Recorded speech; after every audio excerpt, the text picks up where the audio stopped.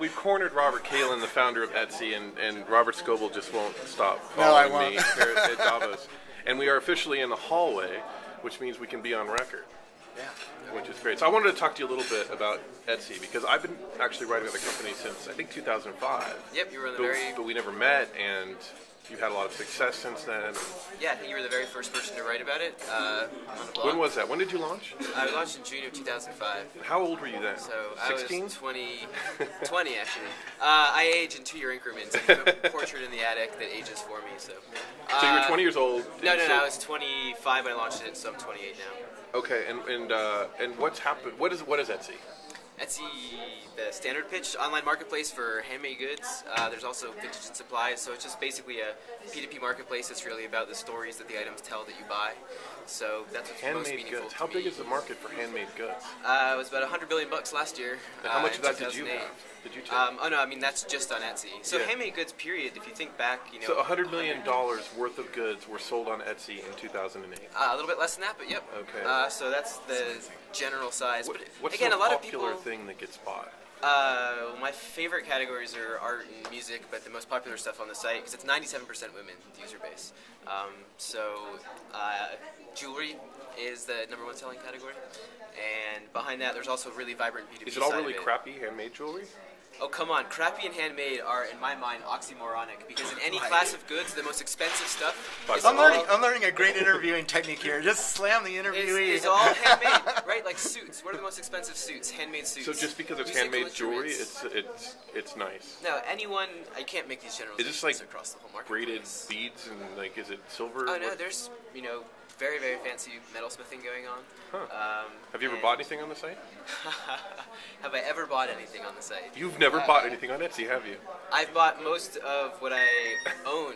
I'm actually trying to curate my entire life pretty much with just handmade stuff. No, I just bought. Really? One of the things I was waiting for. Is everything you're wearing bought on Etsy today? Anything you're wearing? A lot of it is. I mean, the shirt, the undershirt. The shirt? The stuff you can't see, the underwear. The jacket? Thrift store. Okay. But similar aesthetic. No, when I started Etsy, I was waiting for a luthier to show up because I wanted to buy a guitar on it. And so, lo and behold, about a year after I started the site, a guy named Armor Guitars, James, in Springfield, an hour above Nashville in Tennessee. And actually, we have a feature called Alchemy where you can just basically request people to make things for you. So I requested that he make me a guitar. I went down and visited him while he was making the guitar. But the really scope of what is handmade is huge, I think, and especially in times like this. We just had record month after record month after record month, even when the economy is doing what it's doing. And what are you doing now? $1 million a month, you said, in gross merchandise sales? Oh no, GMS per month now is... I'm sorry, $1 million a month just in fees, or over $1 million. Right, total revenue, because we have 3 different revenue sources, Yeah, so okay. we don't disclose the exact amount, but yeah. What are those it's in revenue that range. sources? There's a 20-cent listing fee, a 3.5% sales fee, and then we run our own in-house advertising program called the Showcase. Okay. So those 3 things constitute total revenue stream. All right. And you've raised, you said, $35 million? Yeah, we had angel money from Katerina and Stuart, and actually Joshua Schachter The founders from of Delicious Flickr as well. and Joshua Schachter, Just kind of right after they had sold their companies, which is really Yeah. meaningful to me. Invested in Etsy, and then the first VC round after that was led by Union Square Ventures, with Fred Wilson joining the board. And then once, I always wanted to do things in these stages. So once you really build a solid business off that, I went to kind of, the standard Sand Hill Road, did that whole show out there, and ended up going with Excel, Jim Pryor, and joining the board. Yeah, so Jim Pryor is also on the board of what? Marvel? Walmart, and Facebook. Facebook. So you're in good company there. Yeah, I mean, it's interesting because he speaks in the we as so many different companies. Does he ever mistakenly call you Mark? There is a resemblance. Yeah, I had to look over the table twice. I think he's a little bit more of a keen observer than that. So no, he's never gotten us confused. That's for sure. So what does eBay think about this whole thing? We have pretty friendly relations with them. Even early on, we've been asking them for advice, and some of the people say that a lot of the spirit that eBay had early on, they see really evident in what Etsy's doing now. How many of your 60 employees used to work at eBay?